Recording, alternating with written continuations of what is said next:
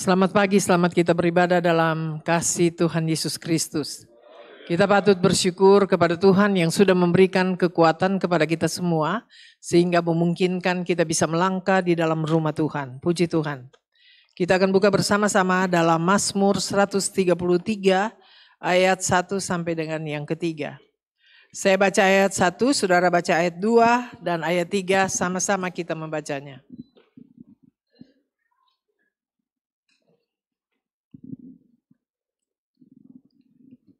Mazmur 33 ayat 1 sampai 3.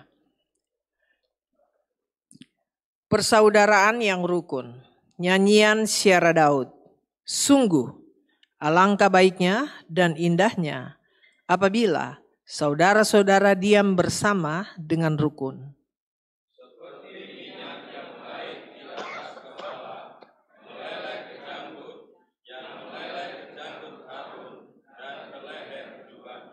Ayat 3, 2, 3.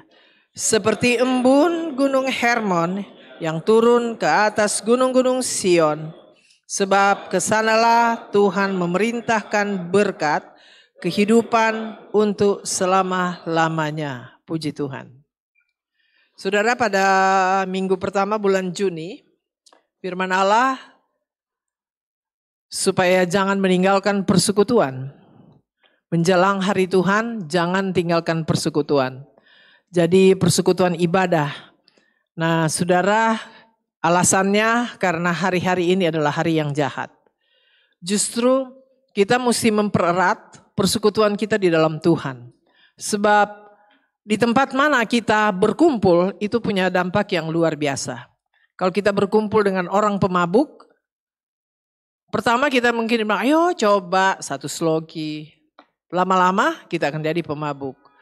Demikian juga kita mungkin kumpul-kumpul dengan ya orang gak benar ya punya jadi gak benar. Tapi firman Allah berkata supaya kita jangan meninggalkan persekutuan ibadah. Jadi kalau kita di dalam persekutuan ibadah, saya percaya kita akan semakin kuat di dalam Tuhan. Itu Tuhan suruh, makanya jangan tinggalkan persekutuan ibadah. Halo yang punya mobil yang berbunyi.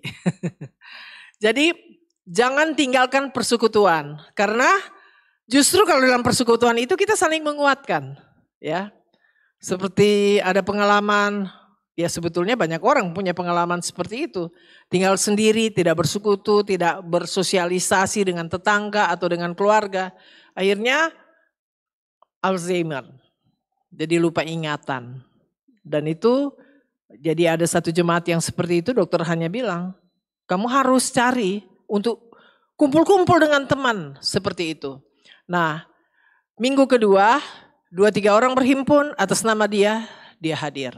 Nah, kita tahu kita lebih dari 2 atau 3 orang, jadi dalam setiap kita berkumpul karena nama Tuhan, maka Tuhan hadir. Jadi Tuhan hadir. Nah sekarang, kalau Tuhan hadir di persekutuan ibadah, mau bikin apa itu Tuhan? Ya kan? Nah ini minggu keempat. Soalnya minggu ketiga kemarin tamu. Minggu keempat. Sekarang Tuhan itu hadir di dalam persekutuan. Di tengah-tengah persekutuan orang-orang percaya. Nah kalau Tuhan hadir mau bikin apa itu Tuhan? Kita lihat di sini. Yang pertama, ayat pertama. Sungguh alangkah indahnya, alangkah baiknya dan indahnya apabila saudara-saudara diam bersama dengan rukun. Ternyata Tuhan mau hadir di dalam setiap persekutuan umat-umat Tuhan. Ada maksud. Ada 3 hal di sini yang akan dia berikan.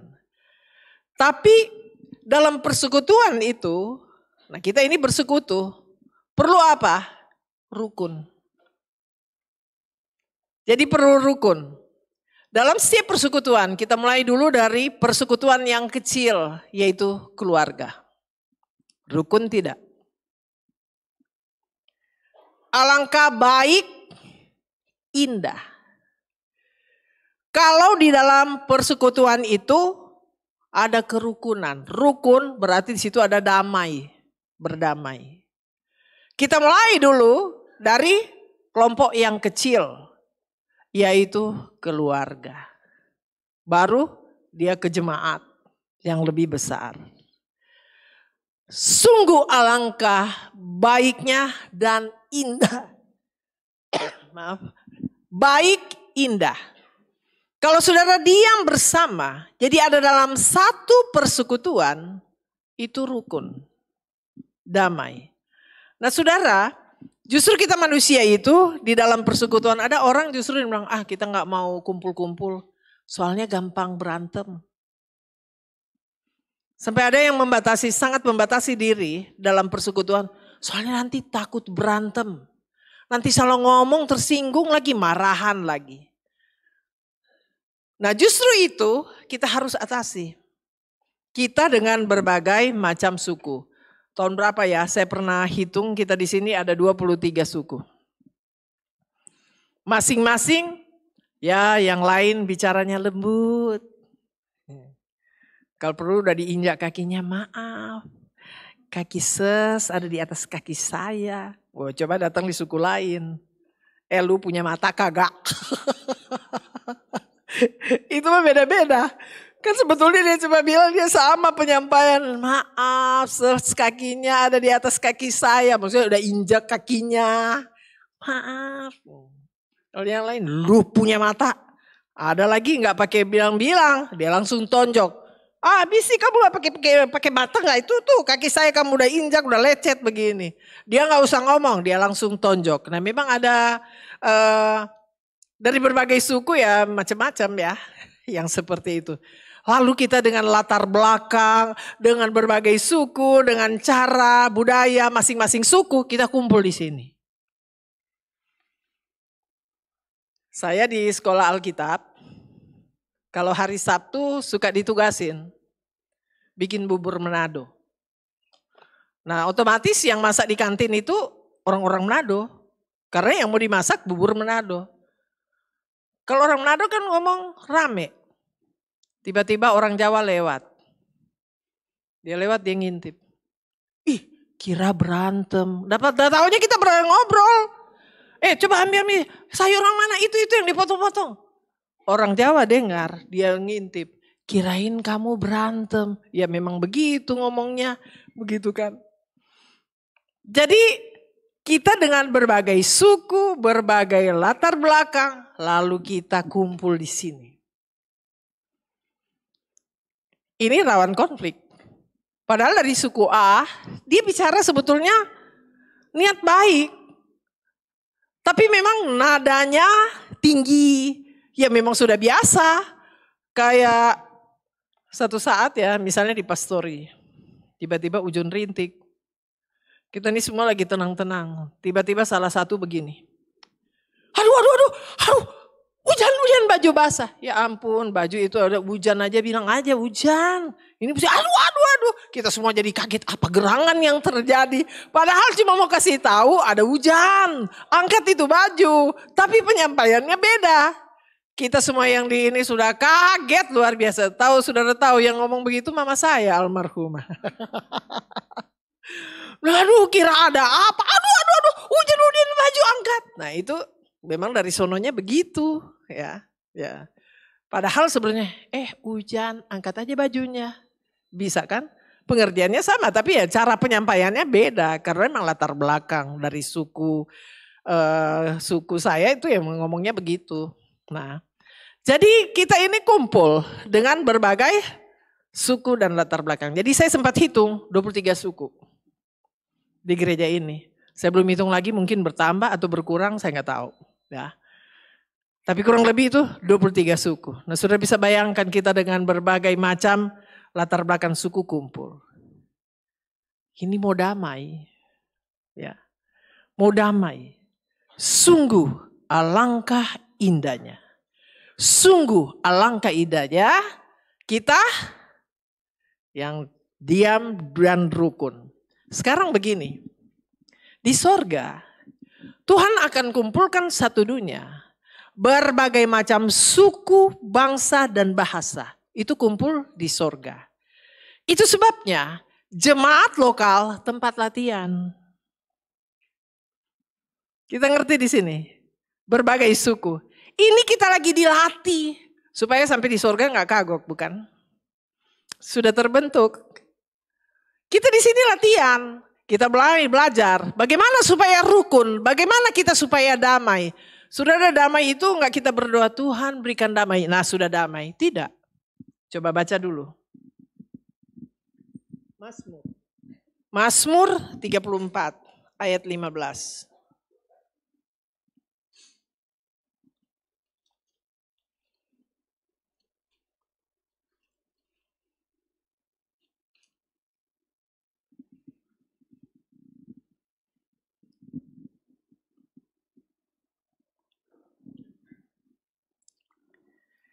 Jauhilah yang jahat dan lakukanlah yang baik.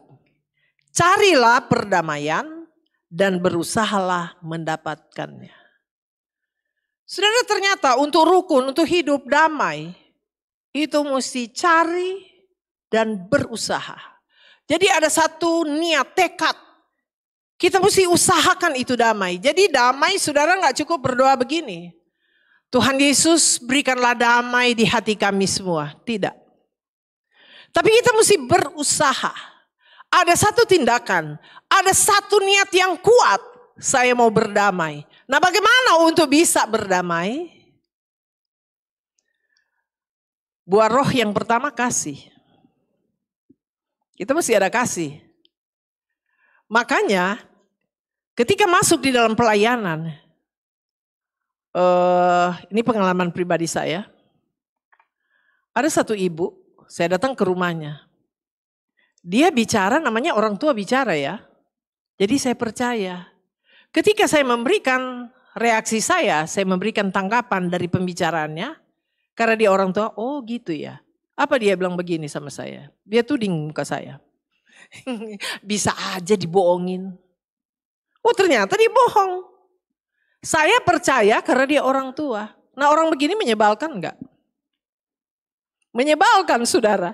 Saya percaya apa yang dia bicara. Justru dia tuh saya bisa aja dibohongin. Kadang-kadang kita dianggap bego. Dianggap bodoh. Padahal dia enggak tahu kita itu sabar karena kita mau melakukan firman Allah. Nah sekarang orang model begini bagaimana? Menyenangkan atau tidak? Tidak menyenangkan. Tapi saya berdoa ketika menghadapi orang ini. Penuhkan kasih-Mu dalam hatiku. Supaya saya mampu mengasihi dia. Banyak hal yang dia lakukan yang tidak benar. Menyakitkan. Tapi saya berdoa kepada Tuhan. Saya tidak mau terjerat pada kebencian. Sebab benci sama dengan membunuh. Itu sebabnya saya berdoa. Tuhan biarlah kasih-Mu melimpah dalam hidup saya. Supaya saya mampu mengasihi orang ini. Dan puji Tuhan dapat terlaksana. Ya. Dapat terlaksana. Jadi Tuhan itu kita mesti ada usaha. Lalu kita baru mulai belajar memahami orang itu. Jangan kita tuntut dia seperti kita. Nah seringkali terjadi konflik. Karena kita tuntut orang lain itu harus sama dengan kita. Untuk bisa damai di dalam rumah tangga juga. Kita supaya damai, sejahtera. Kita bisa rukun di dalam rumah tangga, di dalam berjemaat. Itu belajar memahami orang lain. Itu perlu belajar memahami orang lain. Nah bagaimana bisa memahami orang lain? Tentunya kita perlu kasih Tuhan yang limpah. Sehingga kita bisa memahami orang lain, kita bisa mengasihi dia. Oh kenapa begitu ya? Kadang-kadang kan itu kita mesti pelajari latar belakang. Memang ada latar belakang faktor pendidikan. Ya jangan kita tuntut yang tinggi, yang mereka ada di bawah pendidikannya. Kita harus memahami. Ya kadang mungkin ada tindakan yang ini, oh dia kurang pahami ini. Jadi ya kita yang mesti memahami. Jangan kita paksa orang itu harus sama dengan kita berpikir. Nah kalau kita memahami kan kita akan kalau ada buat salah ya kita memaafkan. Nah sehingga ada selalu kasih itu mengalir. Nah sekarang kita lihat kasih itu seperti apa. Kasih itu buah roh. Kalau kita penuh dengan roh Allah, maka kasih itu kita akan menghasilkan itu kasih. Ada kasih dalam hidup kita. Sekarang kita melihat kasih itu seperti apa. 1 Korintus 13. Coba kita buka.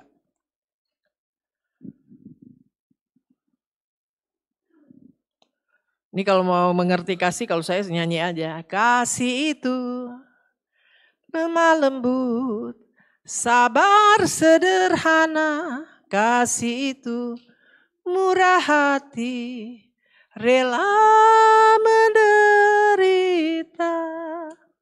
1 Korintus 13.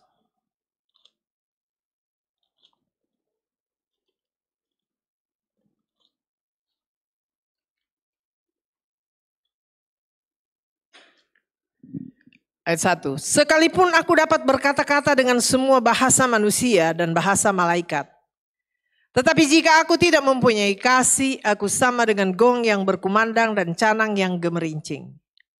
Sekalipun aku mempunyai karunia untuk bernubuat, dan aku mengetahui segala rahasia dan memiliki seluruh pengetahuan, dan sekalipun memiliki iman yang sempurna untuk memindahkan gunung, tapi jika aku tidak mempunyai kasih, aku sama sekali tidak berguna. Kita lihat nih. Sekalipun aku dapat berkata-kata dengan semua bahasa manusia dan bahasa malaikat. Nah, salah satu tanda untuk penuh dengan Roh Kudus berbicara bahasa asing. Sekalipun engkau dapat berkata-kata semua bahasa manusia, bahasa malaikat sekalipun, tapi kalau engkau tidak miliki kasih, sama dengan apa? Tong yang kosong, nggak ada isi. Engkau sama dengan gong yang berkumandang dan canang yang gemerincing. Sekalipun aku mempunyai karunia untuk bernubuat, kita kan juga dikatakan kejarlah karunia-karunia Roh Kudus. Nah, salah satu karunia Roh Kudus adalah bernubuat. Bernubuat memberitahu sesuatu yang belum terjadi, yang nanti akan terjadi, itu nubuat. Sekalipun aku mempunyai karunia untuk bernubuat dan aku mengetahui segala rahasia, tahu dari Kejadian sampai Wahyu, dan memiliki seluruh pengetahuan, dan sekalipun aku memiliki iman yang sempurna yang dapat berkata, hai gunung pindah, dan gunung itu pindah. Berarti kan karunia apa? Secara rohani luar biasa. Tapi jika aku tidak mempunyai kasih, aku sama sekali tidak berguna. Sekalipun engkau berpengetahuan, punya pengetahuan dari Kejadian sampai Wahyu, kau paham. Sekalipun engkau mempunyai iman yang sempurna, kau bisa berkata kepada gunung dan gunung itu pindah. Saya pernah sampaikan seorang penginjil dari India. Ketika dia sedang khotbah, polisi datang mau tangkap dia. Dia cuma bilang dalam nama Yesus. Polisi jadi patung di situ, diam. Tidak bisa gerak itu polisi. Akhirnya polisi itu dengar khotbah. Dan salah satu dia khotbahkan ini iman yang sempurna. Kalau kau punya iman, kau bisa berkata kepada gunung pindah. Selesai ibadah, sekarang polisi tuntut dia. Yang kau khotbah tadi, sekarang kau pindahkan itu gunung yang ada di hadapan sana. Dia ditangkap, masukkan dalam penjara. Masuk di penjara, lalu polisi tuntut. Kau kan sudah khotbah. Sekarang itu gunung yang ada di hadapan, pindah. Dia mulai berdoa. Hari pertama berdoa di penjara, dia intip. Aduh, tuh gunung masih begitu. Hari kedua, ketiga, keempat, kelima, keenam. Dia sudah berdoa, Tuhan pindahkan itu gunung Tuhan. Ini kan saya lagi dituntut ini, saya sudah berkhotbah. Dia intip lagi. Itu gunung tetap gak berubah. Dia berdoa lagi. Tuhan pindahkan itu gunung. Saya dituntut supaya gunung itu harus pindah. Berapa malam Tuhan kirim hujan lebat. Saudara tahu besok gunung rata. Terjadi longsor besar-besaran.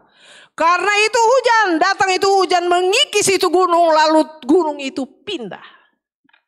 Besok dia dilepaskan. Ternyata apa yang kamu bicara itu benar. Tapi firman Allah katakan, sekalipun engkau punya iman yang sempurna, engkau bisa berkata kepada gunung itu pindah dan gunung itu pindah. Bukan kebanyakan kan khotbah itu gunung pindah, itu gunung persoalan. Tapi gunung ini gunung kenyataan. Pindah. Sekalipun engkau dapat berkata gunung itu pindah, tapi tanpa kasih, Nggak ada guna.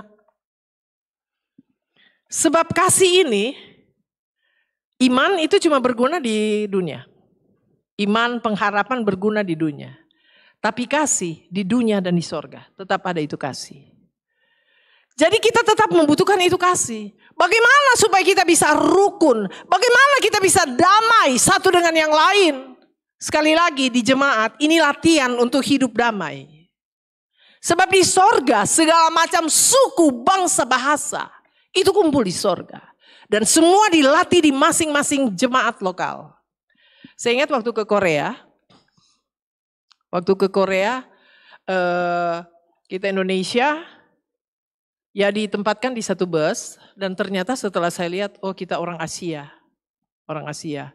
Ada orang Filipina, Malaysia, kita ada di satu bus itu. Dan di belakang itu masih kosong, lebih setengah tempat duduk kosong. Tiba-tiba datang rombongan Amerika. Karena bus kita masih kosong, lalu panitia suruh naik. Ketika mereka naik, dan dia lihat kita orang Asia di situ, turun mereka. Gak mau satu bus dengan orang Asia. Saya lihat-lihat, oh gitu ya. Bukankah saudara di dalam Tuhan, mau suku apa kayak ini? Kayak kita satu di dalam Tuhan, dalam hati saya. Jadi ini mau praktek ini firman kan. Jadi karena ketika dia lihat kita orang Asia, turun ini orang Amerika. Jadi mereka minta mereka bus sendiri, orang Amerika semua. Apa jadi ini mau pergi ke Bukit Doa. Nah di sana kan lagi kalau dia dingin, jadi memang di sana ya memang teknologinya udah maju ya. Jadi itu karena dingin, itu mereka di lantai itu kita kan mau doa, mau berlutut. Lantai itu ada pemanas. Jadi ketika masuk itu hangat, ya enak banget. Tiba-tiba ketika sudah berlutut untuk berdoa, ini lagi berdoa nih, saya begini. Ih si Amerika tadi yang satu bus, kenapa dia nak geser dari saya ada di samping dia. Saya bilang ini kan ada-ada saja, iya kan. Di bus dia gak mau satu bus dengan orang Asia. Tiba-tiba di Bukit Doa, dia berlutut samping saya. Saya tahu persis ini orang. Tadi yang ada di bus sekarang turun. Saya bilang, saya dalam hati, di sorga juga kan, apa emang kalau ada orang Asia kau mau keluar karena di sorga ada orang Asia. Iya kan, makanya di dunia ini lagi latihan. Kita berbagai macam suku kumpul, mau latih. Kita ini persiapan, mau masuk sorga, macam-macam suku. Jangan jadi kayak orang Amerika ini. Sekarang di satu gedung, sampingnya orang Asia, saya dalam hati, kenapa dia tidak keluar? Tadi gak mau satu bus, sekarang satu gedung dampingan lagi. Lalu saya bilang, dalam hati saya, di sorga kan Alkitab sudah kasih informasi. Segala macam suku, bangsa, bahasa akan kumpul di situ. Ini gak bisa diskriminasi. Ya karena bus itu ada orang Asia dia gak mau naik. Ternyata di gedung kita satu deret kok. Nah Tuhan sedang melatih kita. Berbagai macam suku kita kumpul. Nah bagaimana untuk bisa kita berdamai, kita hidup damai, kita hidup bersatu bersekutu. Ini kasih. Biar bisa pindahkan gunung, ini perlu direnungi loh. Iman sempurna. Biar bisa pindahkan itu gunung pindah. Tapi tanpa kasih tidak ada guna. Biar bisa bahasa semua manusia punya bahasa. Biar bisa bahasa malaikat tanpa kasih. Bagaikan gong yang berbunyi tapi kosong.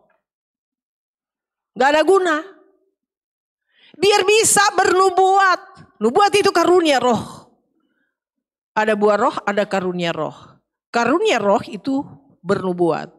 Kita bisa berdoa dan Tuhan kita bisa sampaikan yang akan jadi tahun depan itu nubuat. Dan itu roh yang memberi inspirasi. Bahwa nanti akan terjadi tahun depan begini. Nah, itu namanya nubuat. Biar kita bisa bernubuat tanpa kasih tidak ada guna. Sekarang mau lihat. Kasih itu apa? Mari kita lihat.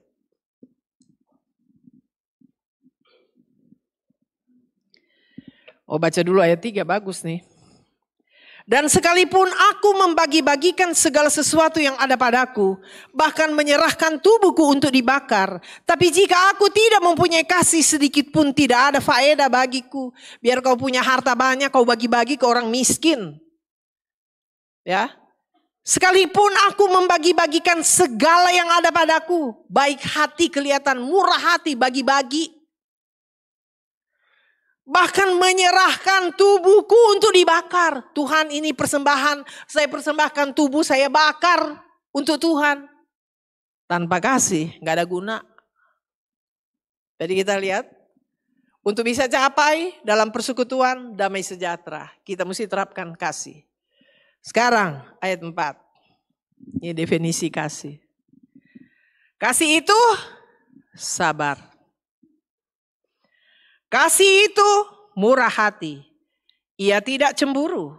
Ia tidak memegahkan diri dan tidak sombong. Ia tidak melakukan yang tidak sopan dan tidak mencari keuntungan diri sendiri. Ia tidak pemarah dan tidak menyimpan kesalahan orang lain. Ia tidak bersuka cita karena ketidakadilan, tapi ia bersuka cita karena kebenaran. Ia menutupi segala sesuatu, percaya segala sesuatu, mengharapkan segala sesuatu, sabar menanggung segala sesuatu. Kasih itu tidak berkesudahan, nubuat akan berakhir, bahasa roh akan berhenti, pengetahuan akan lenyap, sebab pengetahuan kita tidak lengkap dan nubuat kita tidak sempurna. Tapi jika yang sempurna tiba, maka yang tidak sempurna itu akan lenyap.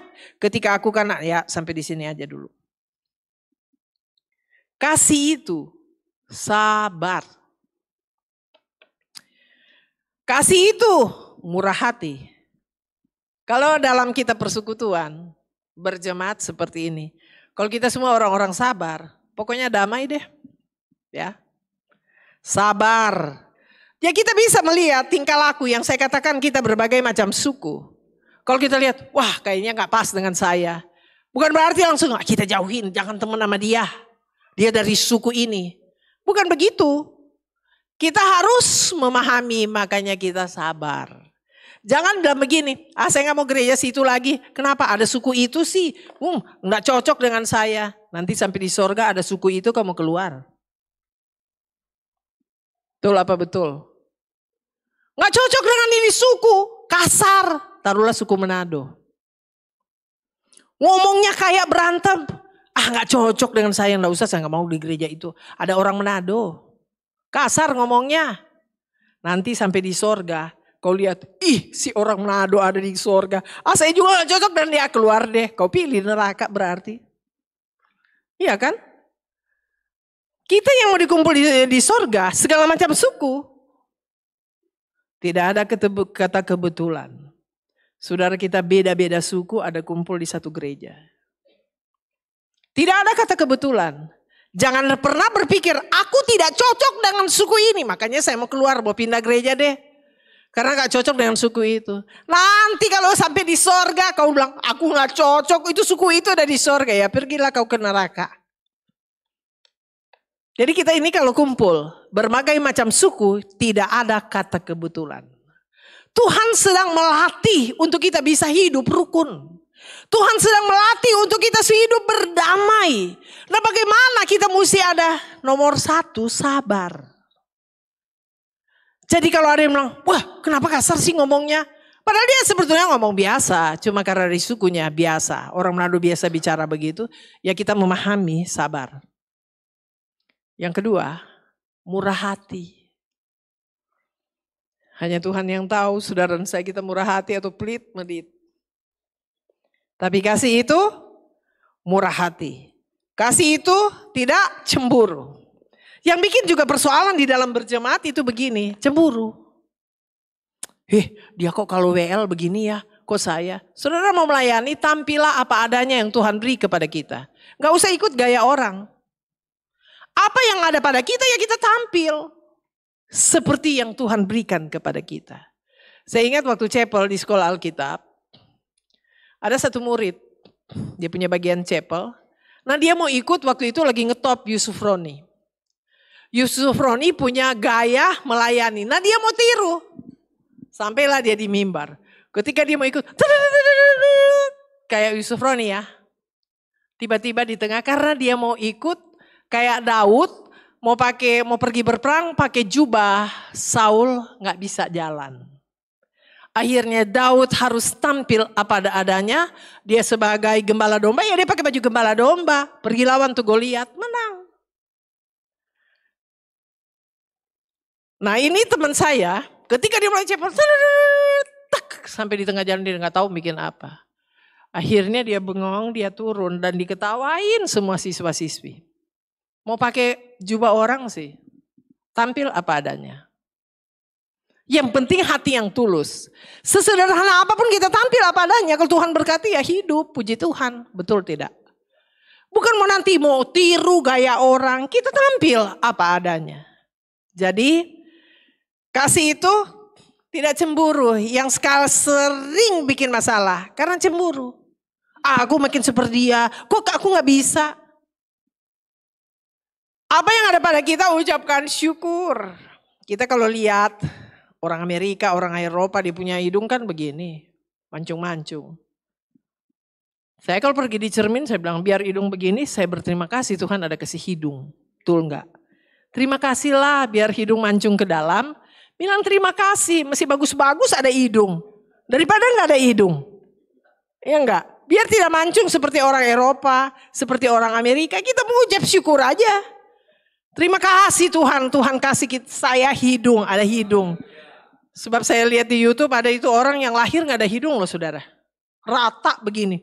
Saya lihat aja bingung. Aduh bukan main. Ternyata di dunia ada yang model begitu. Jadi kalau kita punya hidung walaupun tidak mancung. Puji Tuhan. Terima kasih. Memang Tuhan sudah kasih berkat orang Asia begitu. Ya jangan orang Asia jangan paksa seperti orang Eropa. Ya. Puji Tuhan. Jadi yang sering merusak di dalam persekutuan adalah cemburu. Kadang orang cemburu, kok dia lebih cantik dari saya ya? Ya karena dia mau supaya dia jelek ya mulai jelek-jelekin. Nah itu pengacau. Ujung-ujungnya apa? Cemburu. Makanya kasih tidak cemburu. Selanjutnya, ia tidak memegahkan diri dan tidak sombong. Nah kalau kita di dalam persekutuan seperti ini, gak ada yang mau sombong-sombong, kan damai. Bikin repot kan yang bikin kacau-kacau itu sombong. Dia lihat itu, dia bilang, pasti gue lebih dan lebih dan lebih. Akhirnya lihat orang, nanti yang sana bilang ini, sombong amat. Saya lewat kok dia cuma lihat yang ekor mata, gitu. Gak mau salaman. Nah akhirnya nimbulkan apa? Kebencian. Jadi ini yang kita mesti jaga. Kalau kita semua gak ada yang bilang memegahkan diri. Gak sombong. Pokoknya aman-aman deh itu persekutuan. Damai. Sukacita. Justru kalau saya terapkan apa? Supaya semua saya tidak memandang bulu. Nah lihat itu status ekonomi dan pendidikan. Pokoknya yang saya mau lihat orang. Tuhan Yesus sudah mati buat dia. Jadi dia berharga. Sebetulnya dari awal pelayanan yang ada di benak saya itu. Supaya kita mampu menghargai orang. Tidak lihat dari status pendidikan. Tapi kalau kita sudah lihat, Yesus sudah mati buat dia. Jadi dia berharga. Bayangin Tuhan Yesus aja mati buat dia, lalu kita merendahkan dia. Kalau kita berpikir bahwa semua manusia, Yesus sudah mati untuk semua suku. Yesus sudah mati untuk semua manusia. Status sosial seperti apa? Yesus sudah mati buat dia. Karena kematian Yesus, dia berharga di mata Tuhan. Jadi siapa kita? Saya berpikir kalau kita bisa capai pemikiran seperti itu, kita akan menghargai semua level. Semua kita akan hargai, semua suku, semua bahasa. Mau status pendidikan, status sosial. Itu kita bisa lihat semua, pokoknya semua berharga di mata Tuhan. Karena Yesus sudah mati. Yesus itu Tuhan loh. Lalu mati buat orang yang sederhana itu. Lalu kita ini siapa mau rendahkan orang? Kita akan, kita akan terhindar dari kesombongan. Lalu ayat 5. Ia tidak melakukan yang tidak sopan dan tidak mencari keuntungan diri sendiri. Ia tidak pemarah, tidak menyimpan kesalahan orang. Ini 4 ini hal penting. Kasih itu tidak melakukan yang tidak sopan. Berarti orang yang melakukan kasih itu sopan. Ada aturan, tahu aturan. Kalau kita sopan satu dengan yang lain, mana mau berbenturan? Benturan-benturan terjadi karena apa? Enggak tahu aturan. Ya. Enggak sopan. Kasih itu sopan. Tahu aturan. Yang tahu aturan, ya ini mumpung ada bilang tahu aturan, sopan tahu aturan. Itu begini. Ada juga pelajarannya di Kisah Rasul. Saya jadi teringat satu saat Bro Emus itu diundang melayani di Bekasi, jauh saudara. Lalu ajak pemuda. Pemuda, ada beberapa pemuda punya satu mobil itu penuh. Sampai di sana, habis ibadah mau makan. Saya lihat ini makanan sangat sedikit. Ya, sedikit sekali. Nah saya tahu yang saya bawa ini jago makan. Ya kan? Saya dalam hati ini cuma kita 3 orang makan ini habis ini. Sebab memang stoknya sedikit. Nah kita kan mesti tahu aturan. Kita sudah bisa hitung yang mau makan berapa orang. Di rumah itu dan kita tamu satu mobil. Ya jadi kita ambil 2 sendok aja deh itu nasi. Berani ambil lebih gak cukup. Supaya semua kebagian walaupun sedikit. Nah untung punya aturan, sopan rombongan saya ini. Saya tahu dia makannya banyak, dia makan setengah itu habis. Tapi saya lihat dia ambil 2 sendok. Makan. Pas pulang, saya juga diam-diam. Sampai di rumah dia, kita drop kan, dia di rumahnya. Pas turun, bang sini. Apa dia panggil nasi goreng. Saya bilang kau lapar ya? Iya tante. Kita kan tadi tahu tante, makanannya dikit kita orang banyak jadi ambil 2 sendok aja. Bagus saya bilang, lebih baik nah sudah. Pas itu abang nasi goreng lewat, panggil, itu udah jam 11 lewat loh. Ya, bang sini. Ya sudah bagus lah makanlah kau itu, panggil nasi goreng. Tadi gak kenyang. Tapi kan karena apa? Tahu aturan, ini namanya kasih itu sopan. Tahu aturan, jangan makanan cuma sedikit. Kau tahu rombongan ada berbaris, kau pergi ambil lagi banyak-banyak. So ambil banyak-banyak, kau makan di pojok sana, yang lain mau ambil sudah habis. Mesti banyak mau makan. Itu kalau orang punya kasih, tahu aturan. Mesti tahu aturan. Jadi kalau bilang makan bersama, itu ada ajaran ya. Paulus dalam Kisah Rasul, Kisah Rasul itu Lukas. Sehingga tahu, sehingga saudara saya itu, ini bilang tahu aturan ya, sopan. Kadang dapat undangan, aduh sudah lapar banget. Saya bilang, saya mikir-mikir, sampai di sana kita lapar banget, kita pasti makan rakus deh. Ya lapar, nah, mendingan kita mampir aja dulu di restoran, kita makan aja dulu, baru pergi di undangan. Saya pernah begitu sama Bro Emus karena jauh tempatnya, udah kita makan aja dulu. Nanti kalau kita udah lapar banget, aduh malu dilihat orang, wah gunung, kan? Dilihat-lihat udah terlalu nanti nak sopan. Maksudnya ini mau jaga kesopanan ini. Jadi sampai di sana kan kita udah kenyang. Ya ambil aja secuil. Ya kan? Begitu. Ini mulai sopan. Tahu aturan. Jadi kalau makan bersama ngerti. Jangan cuma sedikit kok sudah borong setengah piring. Yang lain di belakang lah kebagian. Kita mesti ngerti. Supaya semua kebagian ambil dikit aja deh. Itu sopan. Kasih itu tahu aturan. Kasih itu sopan. Jadi jangan kau pergi ada undangan makan bersama, kau sudah masukin, kau sudah bawa plastik, isi di plastik banyak-banyak. Lalu sudah masukin di tas.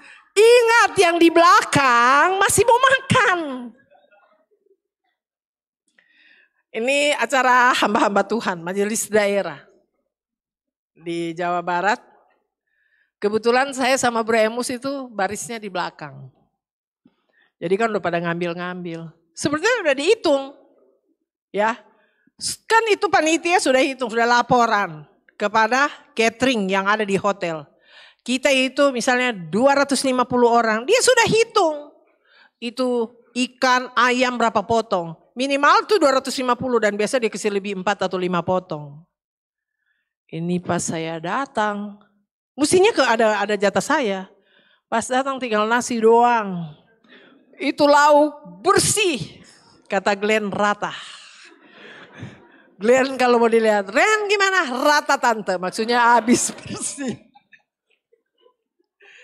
Jadi kalau suruh survei sama Glenn, dia punya laporan kalau dia bilang rata berarti bersih. Pokoknya itu ayam, ikan bersih. Lalu sayurnya, Tinggal kuah dikit sama biji-biji jagung berapa biji. Kita mau makan apa? Nah saya langsung ingat, ini gak ada aturan. Ini hal menghamba Tuhan loh. Ini gembala-gembala sidang. Lagi sidang majelis daerah. Mau pemilihan ketua. Ini sudah jadi hamba Tuhan. Kalau yang di belakang gak kebagian, itu yang di depan gak ada aturan. Kasih itu sopan. Jadi kita belajar. Jadi kalau pergi di undangan, jangan kantongin, sudah masukin di plastik, simpan di tas. Ingat yang di belakang itu gak kebagian. Kan kalau pesta udah dihitung berapa orang dan itu dipersiapkan untuk semua. Kalau sampai yang belakangan gak kebagian, yang di depan itu tidak sopan.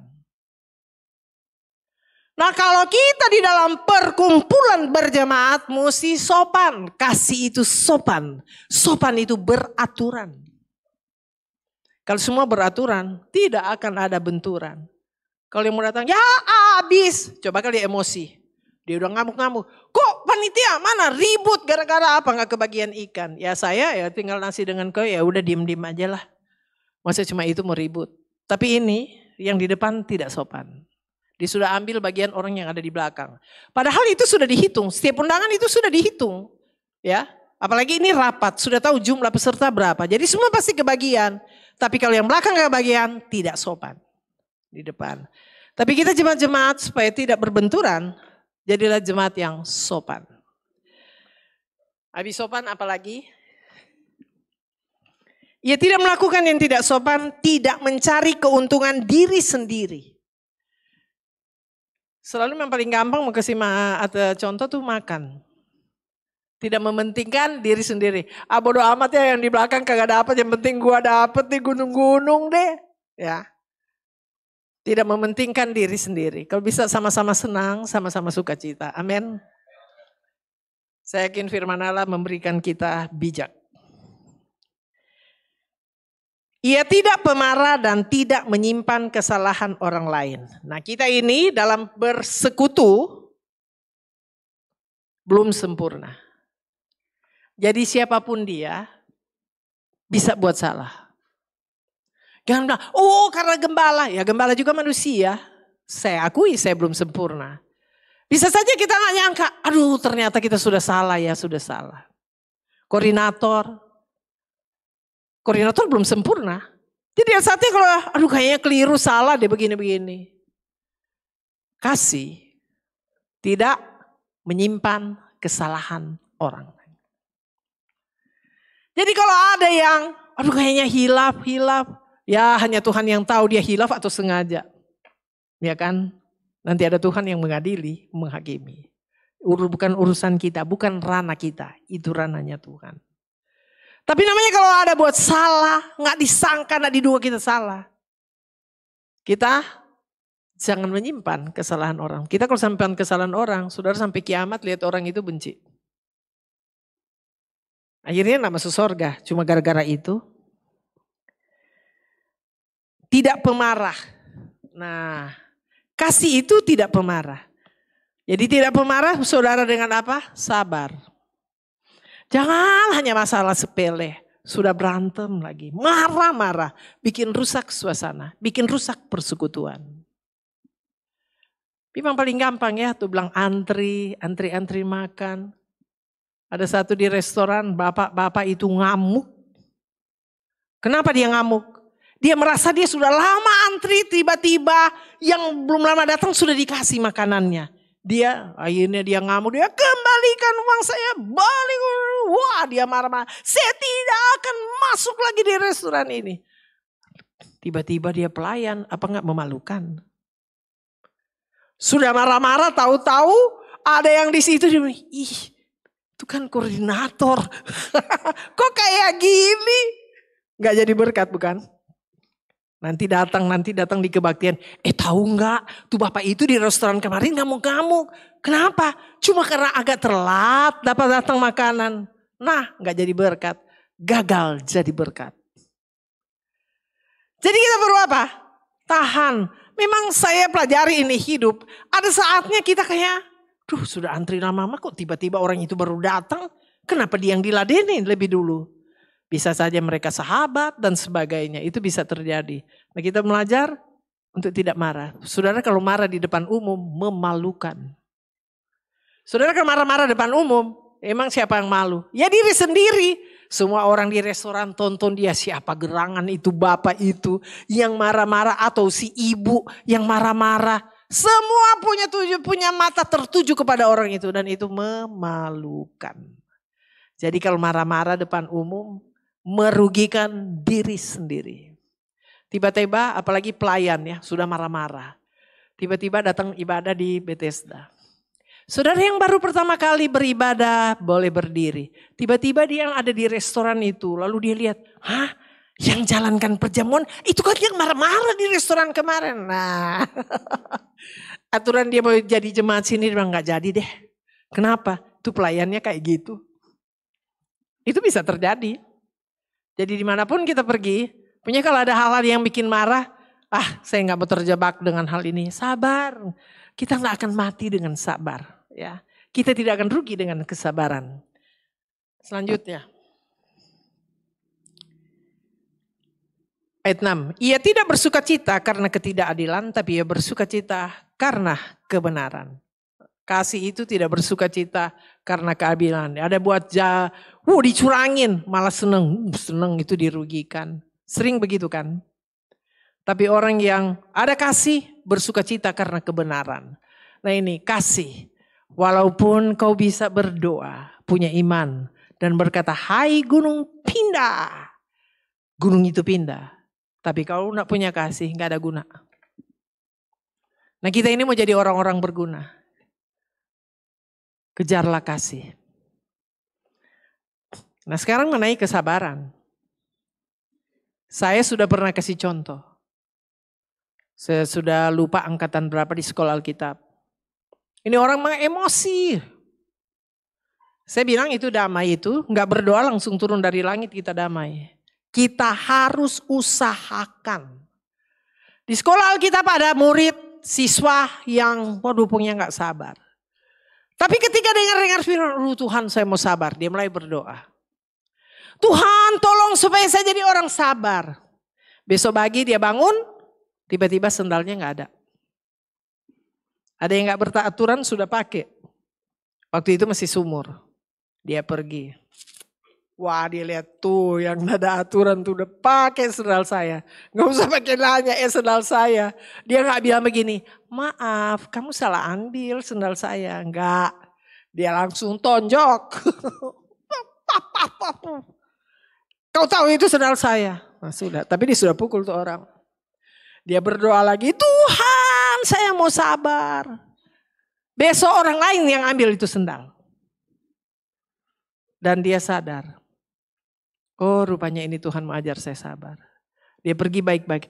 Maaf, kamu itu kamu gak pakai sandal saya. Oh iya maaf, salah ambil. Padahal memang sengaja. Sudah. Tapi ketika dia sudah sabar, mulai besok gak ada yang pakai dia punya sandal. Kenapa? Dia sudah sabar. Itu. Jadi kalau berdoa mau sabar, kalau ada peristiwa apa? Sabar. Nanti di rumah, Tuhan tolong kasih saya kesabaran, entah suami, entah istri. Suami punya keluhan. Ada satu bapak sampai nangis-nangis di pastori. Sudah bisa bayangkan ya, dia tugas puji-pujian ya. Di salah satu sel. Sudah pakai dasi. Tiba-tiba istrinya telepon. Gak usah bilang nama, soalnya semua kenal. Segera jemput anak. Ini istri galak banget. Saudara sudah pakai dasi. Mau pimpin puji-pujian di ibadah sel. Buka dasi. Jemput anak. Yang mau dijemput anak TK. Mahasiswa. Segede itu mesti dijemput. Pulang aja sendiri mah. Iya kan? Ini bapak mau pimpin puji-pujian. Buka dasi jemput itu anak yang sudah 20 tahun lebih umurnya. Sabar. Dia berdoa, Tuhan berikan saya sabar. Ya selama istrinya cerewet dan kau marah-marah ya dia cerewet terus. Tuhan akan bentuk untuk apa? Sabar. Supaya merubah. Ada satu bapak, dia belum seiman, tapi istrinya rajin sekali. Istrinya sabar. Akhirnya ini suami datang bertanya kepada salah satu jemaat. Di gereja diajarin apa ya? Kok istri saya bisa sabar? Dia jadi berkat bukan? Ketika satu saat ini ibu, ini suaminya, orang tua jodohin. Punya anak 3 loh saudara. Orang tua bilang, ceraikan istrimu, ini ibu sudah sediakan calon. Akhirnya istrinya itu dia pergi ke Pondok Gede dengan anak 3. Lalu suaminya mau nikah, orang tua siapkan. Karena istrinya kan Kristen. Tapi ketika mau nikah, yang ada di depan wajah, di depan suaminya, istrinya punya wajah. Jadi mau hampiri itu perempuan gak bisa. Akhirnya dia pergi ambil istrinya. Itu sabar. Dan akhirnya suaminya duluan mati. Saya datang ke sana dan bilang, tante jangan, pulang aja, nanti mertua marah. Ini kita pulang, gak jadi melayat. Jadi kita lihat di sini, sabar. Jadi kalau mau dilatih sabar, menghadapi sesuatu sabar. Kasih. Walaupun kau bisa bernubuat, bisa bahasa malaikat. Di sini sudah ada nggak yang bisa bahasa malaikat? Saya kira kita di sini belum ada yang bisa semua bahasa manusia. Tapi firman Allah katakan, seandainya kau bisa semua bahasa manusia, kau bisa bahasa malaikat, tapi tanpa kasih, itu nggak ada guna. Jadi mari kita kejar itu kasih. Saya percaya kalau kita sudah kejar kasih, akan tercipta persekutuan yang damai, sejahtera, rukun. Alangkah baik dan indahnya kalau kita berkumpul dengan rukun. Ada berkat, ada 3 berkat. Kalau kita rukun ya, Tuhan kan hadir 2-3 orang, Tuhan hadir. Ada 3 berkat demokrasi. Pertama, ya saya cepat-cepat aja, usahakan 5 menit. Mazmur 133 kita kembali. Berkat apa saja Tuhan mau berikan di dalam persekutuan yang rukun. 133 ayat 2. Ayat 1 saya baca. Sungguh alangkah baiknya dan indahnya apabila saudara-saudara diam bersama dengan rukun.